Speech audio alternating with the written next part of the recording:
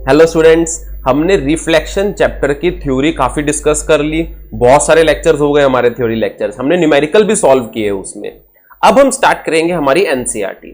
हमने क्या किया बेटा, आपका एनसीईआरटी में चैप्टर पूरा एक ही है, आपका लाइट चैप्टर है, पर हमने क्या किया, उसे दो अलग अलग चैप्टर्स में डिवाइड कर दिया ताकि हम अच्छे से डीपली कंसेप्ट्स को समझ सकें। तो अभी हम कौन सा पार्ट डिस्कस कर रहे हैं, हमारा रिफ्लेक्शन पार्ट, जो कि पूरा चैप्टर बनाया गया है यहां पर। तो हमने क्या किया है, एनसीईआरटी के जो आपके क्वेश्चंस हैं इंटेक्स प्लस एक्सरसाइज, उन क्वेश्चंस को डिवाइड कर दिया है। जो क्वेश्चन रिफ्लेक्शन के हैं उन्हें हम हमारे इस रिफ्लेक्शन चैप्टर में डिस्कस करेंगे, और जो क्वेश्चन आपके रिफ्रैक्शन में है उन्हें हम हमारे रिफ्रैक्शन चैप्टर में डिस्कस करेंगे। तो आपके जो क्वेश्चन नंबर है, जैसे एक्सरसाइज में क्वेश्चन आपके मिक्स है, तो वहां पर जो क्वेश्चन नंबर्स है, यहां पर क्वेश्चन नंबर वही दिए गए हैं ताकि आपको एक्सरसाइज में सर्च करने में प्रॉब्लम ना हो। इतनी बात क्लियर। अभी का जो लेक्चर है हमारा, उसमें हमारे एनसीईआरटी के इंटेक्स क्वेश्चन डिस्कस करेंगे और एग्जाम्पल डिस्कस करेंगे। ये दोनों एक साथ इसीलिए कर दिए क्योंकि रिफ्लेक्शन के सिर्फ दो ही एग्जाम्पल हैं, तो उसके लिए अलग वीडियो बनाते, तो उनको हमारे जो इंटेक्स क्वेश्चंस हैं उनके साथ क्लब कर दिया। पेज नंबर आपका मेंशन किया गया है और जो एग्जाम्पल नंबर है वो बिल्कुल एग्जैक्टली वही रखा गया है जो आपकी एनसीईआरटी का है। रिफ्रैक्शन के जो क्वेश्चंस होंगे वो आप आपके नेक्स्ट चैप्टर जो रिफ्रैक्शन का है पार्ट 2, दैट इज रिफ्रैक्शन, वहां पर डिस्कस करोगे। स्टार्ट करें अब एनसीईआरटी के क्वेश्चंस करना। चलो देखो, फर्स्ट क्वेश्चन में हमारे पास क्या बोल रहा है, ये शेडिड हटा देते हैं भाई, ये पहले क्लास में पढ़ाया था तो तब का ही लिखा हुआ है। तो क्या कह रहा है फर्स्ट क्वेश्चन में, define the principal focus of concave mirror. Concave mirror का प्रिंसिपल फोकस हमने डिफाइन करना है। देखो यहां पे तो आपको समझा रहे हैं, हम प्रॉपर रे डायग्राम बनाएंगे, समझाया जाएगा, आफ्टर दैट डेफिनेशन देंगे। अगर आपका एग्जाम है, एग्जाम में आप अगर रे डायग्राम बनाते हो तो बहुत अच्छी बात है, अगर आपके पास टाइम कम है तो डायरेक्टली आप डिफाइन कर दो प्रिंसिपल फोकस को। क्लियर इतनी बात। अब कैसे करेंगे देखो जरा, हमें कनकेव मिरर लेंगे। कनकेव मिरर कैसे पता चला हमारे पास, ये देखो आउटर बल्क्ड सरफेस जो है ये हमने क्या किया हुआ है, यहां पर शेडिंग की हुई है। शेडिंग मतलब यहां पर सिल्वरिंग कोटिंग है, तो रिफ्लेक्टिंग सरफेस कहां होगा, इसका रिफ्लेक्टिंग सरफेस टुवर्ड सेंटर होगा। कनकेव मिरर इसका बिल्कुल सेंटर पॉइंट, मिड पॉइंट, जिसे हम क्या बोलते थे, ज्योमेट्रिकल सेंटर। ज्योमेट्रिकल सेंटर को हम क्या बोलते हैं, पोल बोलते हैं। तो ये पॉइंट आपके पास पोल हो गया। जहां पर आपने कंपास प्लेस की थी, कंपास की निडल प्लेस की, ये कर्वेचर ड्रॉ करने के लिए, वो क्या हो जाएगा आपका centre point, centre of curvature. और पोल यहां से एक इमेजिनरी लाइन पास करती है जिसे हम क्या बोलते हैं, हमारा प्रिंसिपल एक्सिस। अब हमने क्या किया था, फोकस लोकेट करने के लिए हम प्रिंसिपल एक्सिस के पैरेलल इंसिडेंट रेज लेकर के आए थे। ये इंसिडेंट रेज प्रिंसिपल एक्सिस के पैरेलल थी। तो सेंटर से आप क्या ड्रॉ करोगे, नॉर्मल ड्रॉ करोगे। यहां पे अभी नॉर्मल ड्रॉ करके हमने नहीं दिखाया क्योंकि सिंपल एक्सप्लेन करना है। तो नॉर्मल ड्रॉ करोगे, हमारे पास एंगल ऑफ इंसिडेंस है, उतना ही हमारे पास एंगल ऑफ रिफ्लेक्शन भी होता है। तो ये इंसिडेंट रेज यहां से रिफ्लेक्ट होके दोनों की दोनों प्रिंसिपल एक्सिस पर किसी एक पॉइंट पर इंटरसेक्ट करेंगे। प्रिंसिपल एक्सिस पर, वो पॉइंट ऑफ इंटरसेक्शन कहां पर होगा, हमारा प्रिंसिपल एक्सिस पर। तो ये जो पॉइंट ऑफ इंटरसेक्शन है हमारा प्रिंसिपल एक्सिस पर, इसे ही हम क्या बोलते हैं, प्रिंसिपल फोकस। तो ऐसे ही हम डिफाइन कर देंगे। क्या कहते हैं, the rays coming parallel to the principal axis. देखो जो हमारी इंसिडेंट रेज थी वो क्या था, प्रिंसिपल एक्सिस के पैरेलल आई है। After reflection from concave mirror, concave mirror से रिफ्लेक्ट होने के बाद क्या हुआ, converges at a point on the principal axis. आपने सिर्फ ये नहीं लिखना converges at a point, converges at a point on the principal axis mention करना है, क्योंकि ये फोकस आपका जो पॉइंट है ना वो प्रिंसिपल एक्सिस पर ही मिलेगा। तो ये जो पॉइंट ऑफ कन्वर्जेंस है, this point of convergence on principal axis is called the principal focus of concave mirror. इसे ही हम प्रिंसिपल फोकस बोलते हैं। तो क्या किया, हम इंसिडेंट रेज प्रिंसिपल एक्सिस के पैरेलल लेकर के आए, तो आफ्टर रिफ्लेक्शन ये रेज प्रिंसिपल एक्सिस पर एक पॉइंट पर कन्वर्ज हुई, या आप कह लो इंटरसेक्ट हुई। तो ये जो पॉइंट ऑफ कन्वर्जेंस है हमारा प्रिंसिपल एक्सिस पर, इसे हम क्या बोलते हैं, हमारे कनकेव मिरर का प्रिंसिपल फोकस। कन्वेक्स में कैसे था, कन्वेक्स में बैक ड्रॉ करना पड़ रहा था, वो पॉइंट ऑफ डाइवर्जेंस था प्रिंसिपल एक्सिस पर, ये पॉइंट ऑफ कन्वर्जेंस है प्रिंसिपल एक्सिस पर। ध्यान रखना है, तो वर्ड्स प्रॉपर लिखने हैं हमने। पहला क्वेश्चन हो गया, ये आपका इंटेक्स्ट क्वेश्चन है पेज नंबर 168 पर। आप अपनी एनसीईआरटी बुक ओपन करोगे, पेज नंबर 168, वहां पर आपका इंटेक्स्ट क्वेश्चन है। आई थिंक मेरे ख्याल से कुछ 4 क्वेश्चन है इंटेक्स्ट, उसका पहला क्वेश्चन हो गया आपके पास। क्लियर। नेक्स्ट चलें क्वेश्चन पर। देखो नेक्स्ट क्वेश्चन, कहता है the radius of curvature of A spherical mirror. देखो बेटा यहां पर उसने स्फेरिकल मिरर यानी यहां पर उसने कुछ मेंशन नहीं किया कि हम कनकेव लें या कन्वेक्स लें, कुछ मेंशन नहीं किया। तो जो वैल्यू दी हुई है प्लस माइनस आप उसको एज इट इज उठा लो। कहता है रेडियस ऑफ कर्वेचर कितना है स्फेरिकल मिरर का, 20 सेंटीमीटर है। तो हम r is equals to 20 centimetre as it is लिख देंगे। अगर वो स्पेसिफाई करता कि कनकेव मिरर, तो हमें पता है कि कनकेव मिरर का रेडियस ऑफ कर्वेचर नेगेटिव में होता है, तो हम -20 प्लेस करते हैं यहां पर। कन्वेक्स मिरर बोलता तो वो तो पॉजिटिव ही होता है, वो तो कोई प्रॉब्लम ही नहीं थी फिर यहां पर। तो यहां पर उसने ना कनकेव मेंशन किया है ना कन्वेक्स मेंशन किया, सिंपल बोल दिया है स्फेरिकल मिरर। तो यहां पे 20 दिया, 20 अगर कुछ भी साइन मेंशन नहीं होता तो बाय डिफॉल्ट वो क्या होता है, पॉजिटिव होता है, तो हम पॉजिटिव ही लिख देंगे। क्लियर इतनी बात। आगे क्या पूछ रहा है, what is it's focal length. Focal length क्या है, फोकल लेंथ और रेडियस ऑफ कर्वेचर में हमें रिलेशन पता होता है। फोकल लेंथ क्या होती है, रेडियस ऑफ कर्वेचर की हाफ, यानी क्या हो जाएगा आपके पास 20/2 मींस आपके पास 10 सेंटीमीटर, जो भी हमें स्फेरिकल मिरर दिया गया है उसकी फोकल लेंथ होगी। थ्योरी लेक्चर में हमने प्रॉपर ये relation f is equal to r/2 या हम कह सकते हैं r is equal to 2f, ये प्रॉपर रिलेशन हमने डिराइव भी करके देखा था कि ये रिलेशन हमारे पास कैसे आया। क्लियर इतनी बात। बहुत, ये तो बहुत इजी क्वेश्चन था, ये भी 168 पेज पर ही आपका और सेकंड इन टेक्स्ट क्वेश्चन है। नेक्स्ट क्वेश्चन देखो, कहता है name the mirror that can give an erect and enlarged image of an object. Erect and enlarge, देखो एक वर्ड से ही क्लियर हो जाता है हमारे पास कि ये एनलार्ज वर्ड लिखा हुआ है यहां पर। एनलार्ज इमेज सिर्फ और सिर्फ एक ही मिरर बनाता है हमारे पास, कनकेव मिरर बनाता है। पर एनलार्ज इमेज जो थी वो दो केसेस में थी हमारे पास। एक थी जब हम ऑब्जेक्ट रखते हैं बिटवीन C एंड F, और एक थी हमारे पास जब हम ऑब्जेक्ट रखते हैं बिटवीन P एंड F, यानी फोकल लेंथ में रखते हैं, और दूसरा था रेडियस ऑफ कर्वेचर और फोकस के बीच में रखते हैं। दो केस थे हमारे पास। तो concave mirror, centre of curvature, principal focus, हमारे पास प्रिंसिपल फोकस सॉरी आपका पोल हो गया। आपके पास सेंटर ऑफ कर्वेचर और पोल से लाइन पास करेगी, that is your principal axis. Centre में प्रिंसिपल फोकस हो गया आपके पास। अब एनलार्ज दो केस थे, जब हम object between C and F रखते थे तब भी हमें मिलती थी, जब हम object between P and F रखते हैं तब भी हमें इमेज मिलती है एनलार्ज।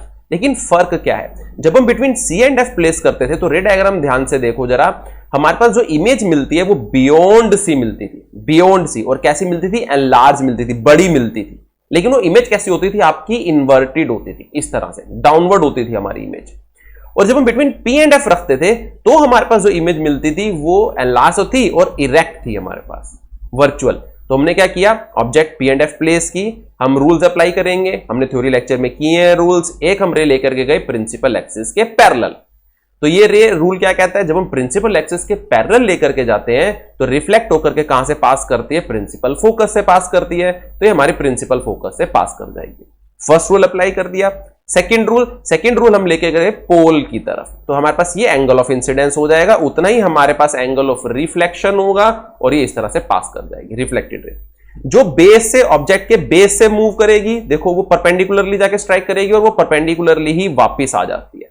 इससे हम क्या करते थे कि हमारी जो इमेज होगी उसका बेस प्रिंसिपल एक्सिस पर होगा, और हमने जो इंसिडेंट रे स्टार्ट किए हैं वो ऑब्जेक्ट के हेड से स्टार्ट की है।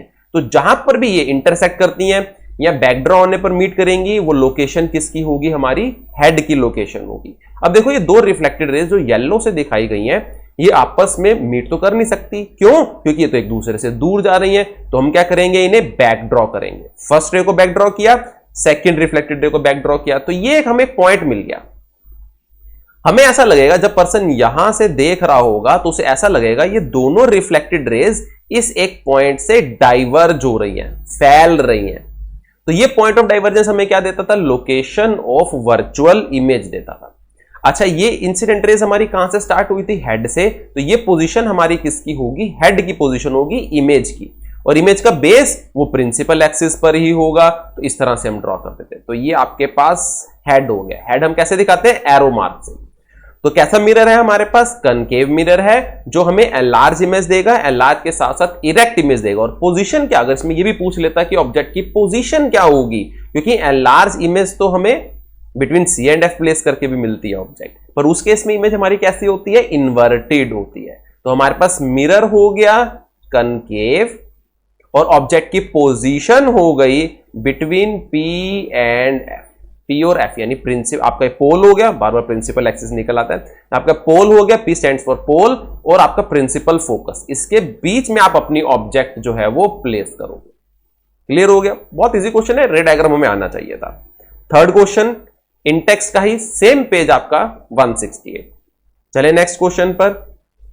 फोर्थ क्वेश्चन, ये भी आपका पेज नंबर सेम है, फोर्थ क्वेश्चन होगा। कहता है why do we prefer convex mirror as a rear view mirror in vehicles. Important question है, काफी बार पूछा गया है क्वेश्चन।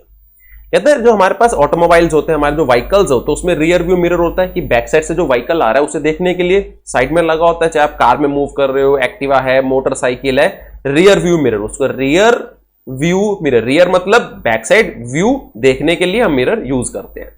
कहता है वो हमेशा कन्वेक्स मिरर ही क्यों लिया जाता है। इसके दो रीजन है। पहली बात तो ये होती है कि रियर व्यू आपका जो ये कन्वेक्स मिरर है, ये हमेशा और हमेशा, रे डायग्राम अगर हम ध्यान से देखें, हमेशा ये इरेक्ट इमेज बनाएगा। जरा सोच के देखो, अगर कनकेव मिरर होता, ऑब्जेक्ट अभी दूर है, उसकी इमेज बन रही है इन्वर्टेड, थोड़ा सा पास आएगी उसकी इमेज इन्वर्टेड बनेगी और काफी बड़ी बनेगी इमेज, और पास आएगी तो उसकी इरेक्ट हो जाएगी इमेज। तो जो पर्सन व्हीकल चला रहा है अपना, वो तो बैक जो पीछे से जो व्हीकल्स आ रहे हैं उनको देख के परेशान हो जाएगा, यार कभी ये इन्वर्टेड इमेज बन जाती है, कभी बड़े हो जाते हैं, कभी छोटे हो जाते हैं, इतने में वो परेशान होकर के खुद ही एक्सीडेंट कर देगा। तो पहली चीज, इमेज हमेशा और हमेशा कैसी बननी चाहिए, इरेक्ट बननी चाहिए, पहली बात। अब जब इरेक्ट बननी चाहिए तो दिमाग में आता है सर प्लेन मिरर भी तो हमेशा इरेक्ट इमेज बनाता है, फिर कन्वेक्स मिरर ही क्यों, प्लेन मिरर यूज कर लेते हैं हम। दूसरी बात, अब ये दूसरा कारण एक और, पहला हमारे पास क्या था, पहला रीजन था हमारे पास कि हमेशा जो है वो इरेक्ट इमेज बननी चाहिए। तो उसमें दो ऑप्शन आ गई, एक ऑप्शन हमारे पास आ गई कन्वेक्स की और दूसरी ऑप्शन आ गई हमारे पास प्लेन मिरर की। दोनों में कोई भी यूज कर सकते हैं। अब यहां पर दूसरी एक और हमारे पास रिक्वायरमेंट है, वो है व्यू फील्ड, यानी जो पीछे का एरिया हमें दिख रहा है वो ज्यादा से ज्यादा दिखना चाहिए। तो उसके केस में हमारे पास सिर्फ एक ही ऑप्शन रहती है, कन्वेक्स। तो कन्वेक्स दोनों रिक्वायरमेंट फुलफिल कर रहा है। फर्स्ट कि हमारे पास एक तो इरेक्ट इमेज बननी चाहिए, दूसरा जो हमारा व्यू फील्ड है कि जो एरिया कवर करें हम पीछे की तरफ वो ज्यादा एरिया कवर हो, ताकि हम ज्यादा दूरी तक देख सकें, ज्यादा दूरी मतलब वाइड देख सकें हम, कि इधर उधर से कहीं और भी व्हीकल आ रहा है दूसरी डायरेक्शन से तो हम लोकेट कर सकें, जिससे एक्सीडेंट के चांसेस हमारे मिनिमम रहेंगे। तो ये दोनों रिक्वायरमेंट आपका सिर्फ एक ही मिरर फुलफिल कर पा रहा है, that is our convex mirror. Plane mirror सिर्फ एक रिक्वायरमेंट फुलफिल कर पा रहा है, दैट इज इरेक्ट इमेज। तो दो रिक्वायरमेंट हो गई। पहला देखो, ज्यादा वाइड एंगल, यहां से लेकर के इतना दूर तक कवर कर लिया। अगर प्लेन मिरर होता तो वो इतना एरिया कवर नहीं कर पाता। दूसरा देखो, आपके पास एक ऑटोमोबाइल क्लोज है और दूसरा बहुत दूर है, सबकी इमेज कैसी बन रही है, इरेक्ट बन रही है। इरेक्ट कैसे कि जो ओरिएंटेशन ऑब्जेक्ट की है बिल्कुल वैसे ही ओरिएंटेशन हमारी इमेज की होती है।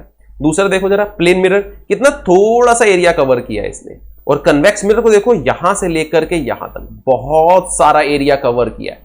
और पर्सन को देखो और दूर ट्रीज को देखो, सबकी इमेज कैसी है, इरेक्ट इमेज है। तो दोनों रिक्वायरमेंट है हमारी, first one is erect and the second one is larger field view. तो इस वजह से हम हमारे जो रियर व्यू मिरर्स हैं वो कन्वेक्स मिरर के बनाए जाते हैं। तो क्या है, convex mirror is used as rear view mirror in automobiles because it always give an erect image. हमेशा और हमेशा क्या देंगे आपको, इरेक्ट इमेज देंगे, and its field of view is much larger than plane mirror. Plane mirror से बहुत ज्यादा, देखो जरा यहीं पे पता चलेगा आपको, प्लेन मिरर देखो कितना थोड़ा सा कवर किया है, और कन्वेक्स देखो यहां से पूरा कितना सारा कवर कर लिया इसने। तो उसका जो फील्ड ऑफ व्यू है वो कन्वेक्स मिरर का लार्जर होता है। ये एक इंपॉर्टेंट क्वेश्चन है हमारा। क्लियर? आई होप पूरा समझ में आ रहा होगा क्वेश्चन। ठीक है जी, आगे चलते हैं हमारे नेक्स्ट पर। ये आपके इंडेक्स खत्म हो गए। अब आपका एग्जाम्पल है पेज नंबर 170 पर, एग्जाम्पल 10.1 है आपके पास। एनसीईआरटी बुक ओपन करोगे, शायद लेफ्ट हैंड साइड आपकी एनसीईआरटी के पेज पर है एग्जाम्पल 10.1। अब सॉल्व करते हैं इसको। क्या कहता है क्वेश्चन में, अ convex mirror used for rear view. भाई कन्वेक्स मिरर, अभी हमने पीछे क्वेश्चन किया, रियर व्यू देखने के लिए कन्वेक्स मिरर यूज किया हुआ है। Of an automobile has a radius of curvature of 3 meter. 3 meter का इसका रेडियस ऑफ कर्वेचर है। तो सॉल्यूशन करेंगे हम इसका। कन्वेक्स मिरर है तो साइन कन्वेंशन ध्यान में लेकर के आओ कि कन्वेक्स मिरर का रेडियस ऑफ कर्वेचर पॉजिटिव होता है। तो यहां पर हम क्या लिखेंगे, r is equals to +3 meter. 0.00 इतना लिखने की जरूरत नहीं है, कंफ्यूज हो जाओगे, +3 metre. If a bus is located at 5 meter from this mirror, यानी एक बस इस मिरर से 5 मीटर के डिस्टेंस पर है, यानी आपको बेसिकली क्या दिया गया है, बस की यानी ऑब्जेक्ट की पोजीशन दी गई है, मींस u दिया गया आपके पास। ऑब्जेक्ट का डिस्टेंस क्या होता है हमारा, नेगेटिव होता है, तो हम क्या लिखेंगे, u is equals to -5 meter. अब आगे क्या पूछ रहा है, फाइंड द पोजीशन, यानी हमें v फाइंड आउट करना है, नेचर यानी रियल होगी, वर्चुअल होगी, इरेक्ट होगी, इन्वर्टेड होगी, वो फाइंड आउट करना है, एंड साइज ऑफ इमेज ये फाइंड आउट करना है, यानी हमें v नेचर और साथ साथ h डैश फाइंड आउट करना है, यानी इमेज, साइज ऑफ इमेज ये फाइंड आउट करना है हमें। अच्छा, इतनी बात क्लियर हो गई। इसके अंदर बस की वो तो दी नहीं हुई, हमें हाइट तो दी नहीं हुई, बस इज लोकेटेड एट 5 मीटर, तो साइज ऑफ इमेज की जगह हम क्या फाइंड आउट कर देंगे, यहां पर हम फिर मैग्निफिकेशन फाइंड आउट कर देंगे। यहां पे आई होप मेरे ख्याल से क्वेश्चन में आपके पास, देखें जरा क्वेश्चन क्या है आपके पास, लिखा तो साइज ही हुआ है h डैश, तो यहां पर ना बेटा फिर आपको मैग्निफिकेशन ही होगा, क्वेश्चन में साइज की जगह मैग्निफिकेशन आएगा आपके पास। तो h डैश हम फाइंड आउट नहीं कर सकते क्योंकि उसके लिए हमें ऑब्जेक्ट की पोजीशन भी चाहिए, तो हम मैग्निफिकेशन फाइंड आउट कर लेंगे कि मैग्निफिकेशन कितनी है, वो हम इजीली फाइंड आउट कर सकते हैं। अगर हमें ऑब्जेक्ट की हाइट यानी h नहीं दिया गया तो भी मैग्निफिकेशन फॉर्मूला हमने किया था, हम v और u को रिलेट कर लेंगे आपस में। क्लियर, चलो वन बाय वन सॉल्व करते हैं। फर्स्ट हमें क्या कह रहा है कि v यानी हमें इमेज की पोजीशन फाइंड आउट करनी है, तो हमारे पास मिरर फार्मूला क्या कहता है, 1/f is equals to 1/v plus 1/u। हमने थ्योरी लेक्चर में फॉर्मूलाज किए हैं, v डायरेक्टली फॉर्मूला लगा देंगे, v is equals to uf by u minus f, directly formula place कर देंगे। अच्छा, फोकल लेंथ हमारे पास नहीं है, फोकल लेंथ हमें पता है रेडियस ऑफ कर्वेचर की हाफ होती है। अगर रेडियस ऑफ कर्वेचर हमारा 3 मीटर है तो फोकल लेंथ हमारे पास कितनी हो जाएगी, +1.5 meter, that is half of radius of curvature. Values place कर दो, u है हमारे पास -5, that is -5 plus of focal length कितनी है हमारे पास 1.5 डिवाइडेड बाय हमारे पास कितना है uf, u आपके पास सॉरी मल्टीप्लाई में था, इसको मल्टीप्लाई करो, u आपके पास अगेन -5 माइनस ऑफ 1.5, इसको सॉल्व करेंगे तो ऊपर देखो 15 5 75 होता है, यानी अबव आपके पास आ गया -7.5 और डाउनवर्ड हमारे पास कितना आ गया -5 माइनस माइनस माइनस, यानी दोनों टर्म्स ऐड हो जाएंगी, दैट इज -6.5 आ जाएगा हमारे पास।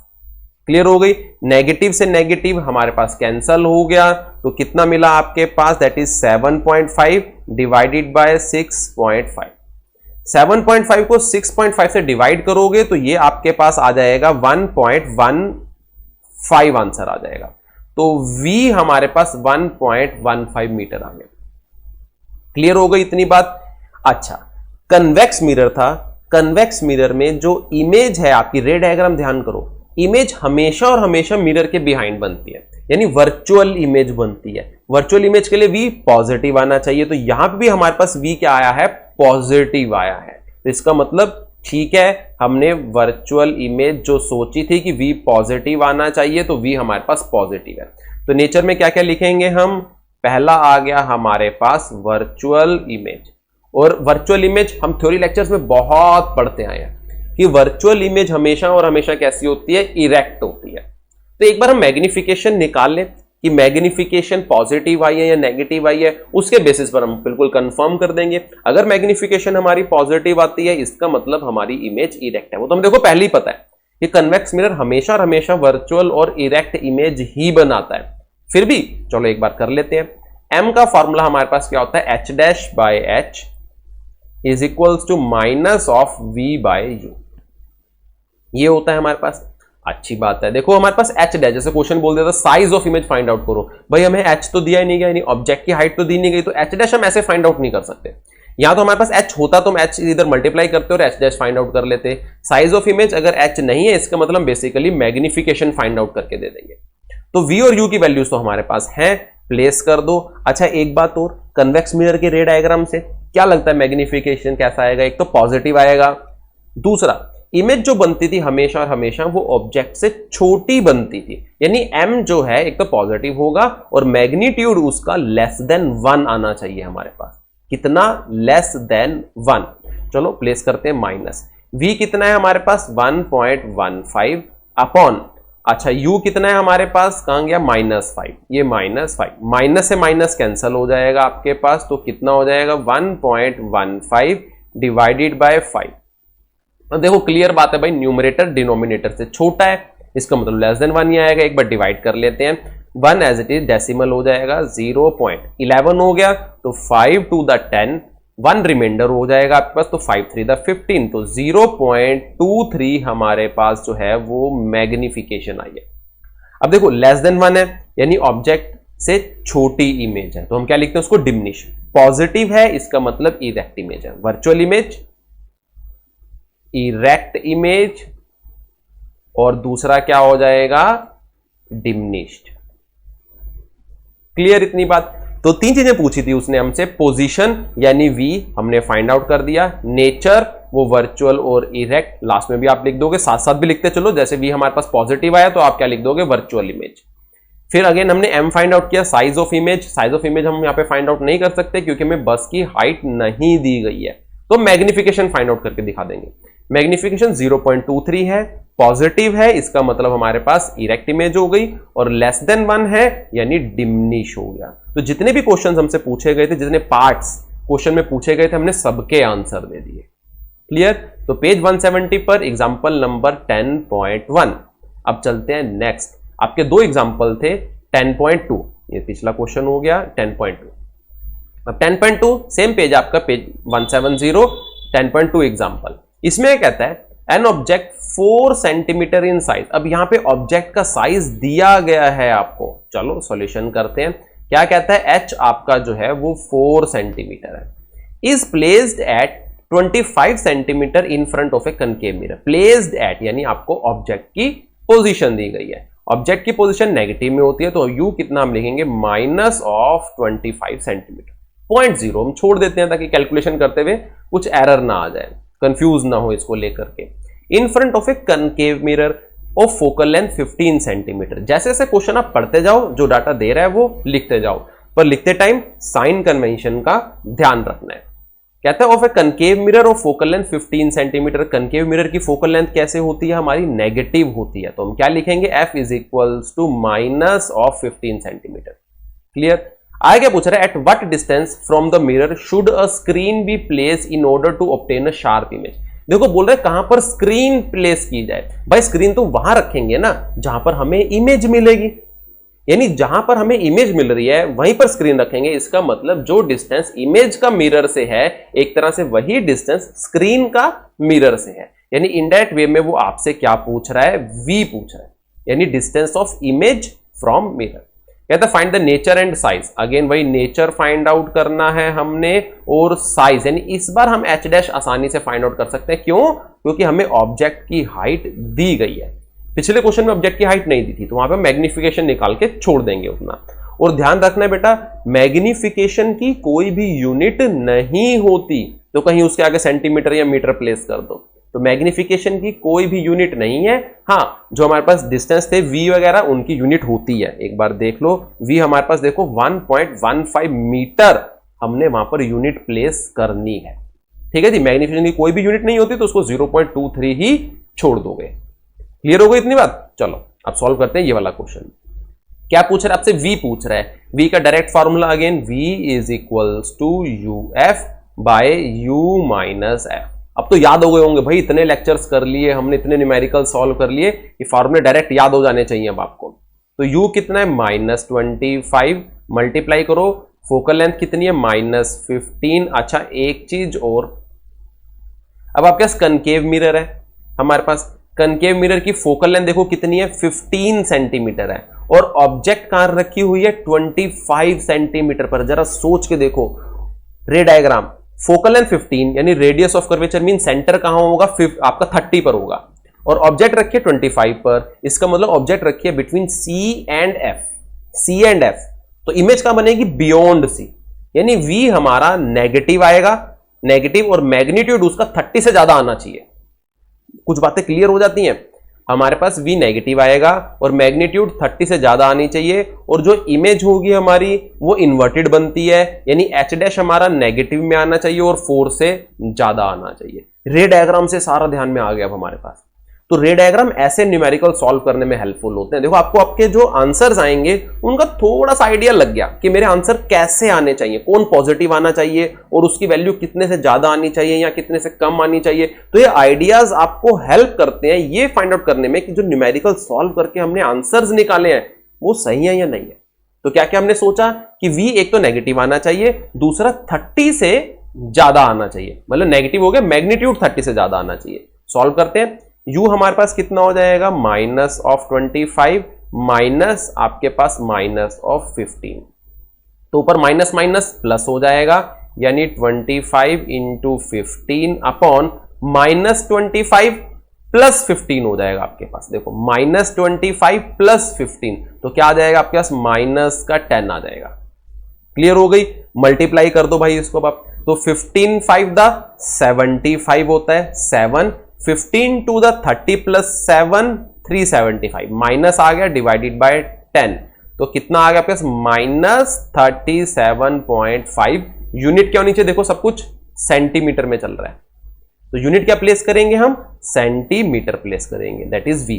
अब हमने क्या सोचा था, देखो v नेगेटिव होना चाहिए, नेगेटिव आ गया जी हमारे पास। v मैग्नीट्यूड में यानी वैल्यू जो हो वो 30 से ज्यादा आनी चाहिए, 37.5 आई, यानी जो कुछ हमने थोड़ा बहुत सोचा था वो ठीक चल रहा है हमारे पास। क्लियर हो गई। v आ गया हमारे पास। हमने पोजीशन फाइंड आउट कर ली। क्या कहता है, nature and the size of image. देखो v नेगेटिव आया है, नेगेटिव है इसका मतलब क्या समझते हैं हम कि इमेज जो है वो हमारी रियल होगी, क्योंकि एक्चुअल इंटरसेक्ट कर रही होंगी, तो इमेज रियल हो गई। एक चीज फाइंड आउट कर ली नेचर में।